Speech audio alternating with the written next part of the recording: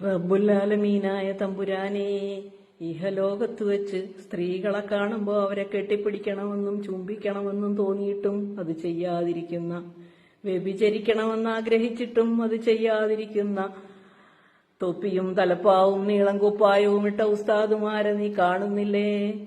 അവരിൽ നിന്ന് ഞങ്ങളെ നീ കാത്തുകൊള്ളണമേ തമ്പുരാനെ.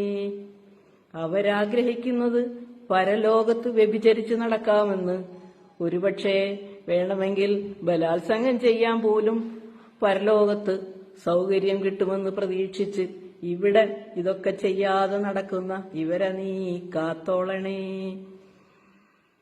ഈ ലോകത്തെ ശിക്ഷകളെ ഭയന്നിട്ടോ അല്ലെങ്കിൽ ജനാധിപത്യ മര്യാദകൾ പാലിച്ചിട്ടോ സ്ത്രീകളുടെ പൗരാവകാശങ്ങളെ വില വെച്ചിട്ടോ അല്ല അവരിതൊന്നും ചെയ്യാത്തത് എന്ന് ഞങ്ങൾക്ക് മനസ്സിലായി തമ്പുരാനെ.